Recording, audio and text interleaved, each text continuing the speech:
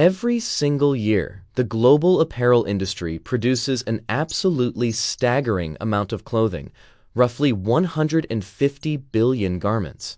A huge portion of that inventory never clears at retail. Nearly a third of it goes straight to a landfill or an incinerator. But there is another side to this inefficiency.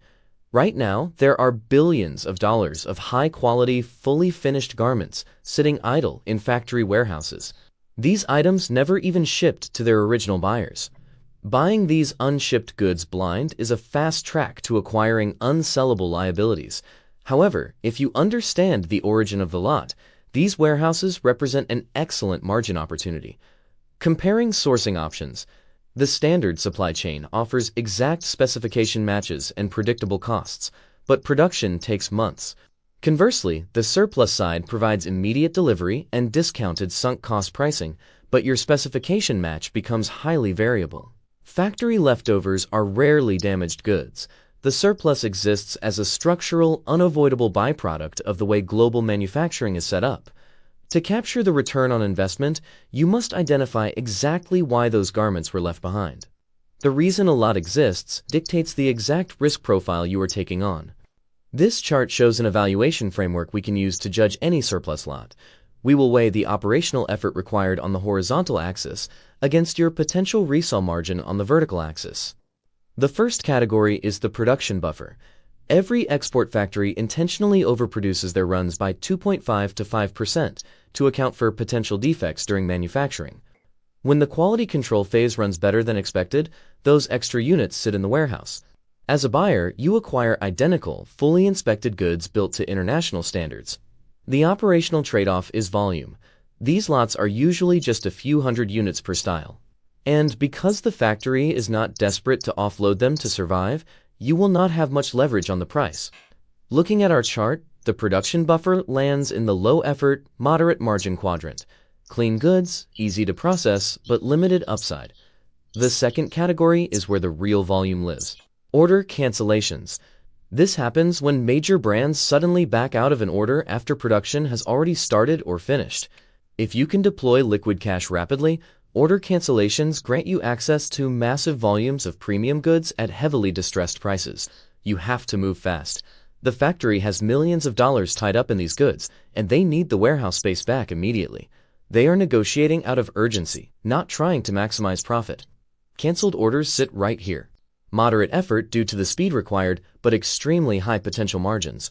Both buffer and canceled surpluses offer very clean quality. To win these deals, you trade away payment flexibility for speed and immediate capital deployment. Next, we move into higher risk territory, starting with QC rejects. These are garments that actively failed the original buyer's specific inspection. Because these are flawed goods, acquisition costs are incredibly low. But to make this profitable, you must utilize intense third-party physical inspection to separate minor cosmetic flaws, like a slightly darker fabric shade, from genuine structural damage. This shifts the entire burden of quality control onto your shoulders. You also limit your resale exclusively to secondary markets that have looser tolerances than the original buyer.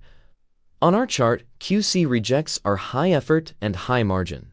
The profit is there, but you earn every penny of it in sorting and inspection logistics. The fourth category is shipment refusals. These are finished garments that were rejected at the destination port, usually due to a delay in delivery or a paperwork discrepancy. The garments themselves are usually completely undamaged. However, you have to verify the documents thoroughly to ensure the rejection wasn't quietly hiding a quality failure. You might also have to absorb the cost of ripping out and replacing labels to meet your local compliance laws.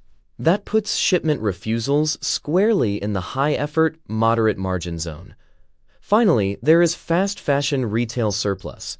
These are out-of-season styles that have already been rejected by retail consumers at full price, and then rejected again at a discount.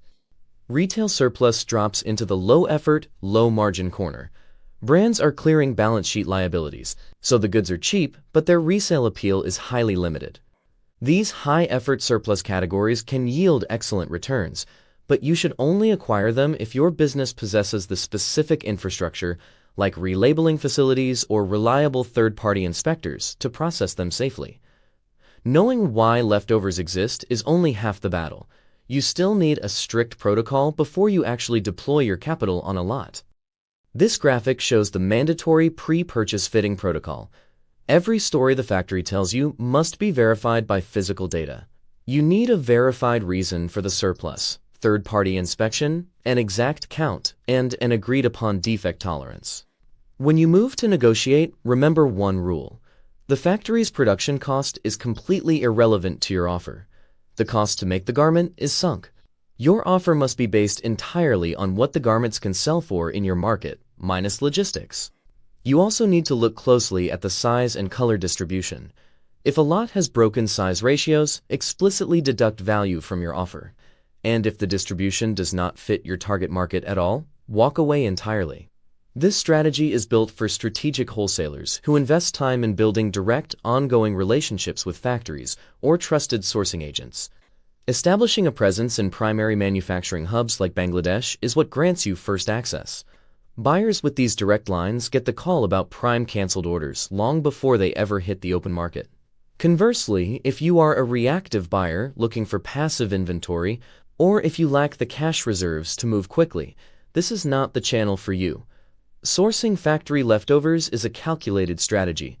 By running rigorous diligence and maintaining operational readiness, you can systematically turn supply chain inefficiencies into reliable margin.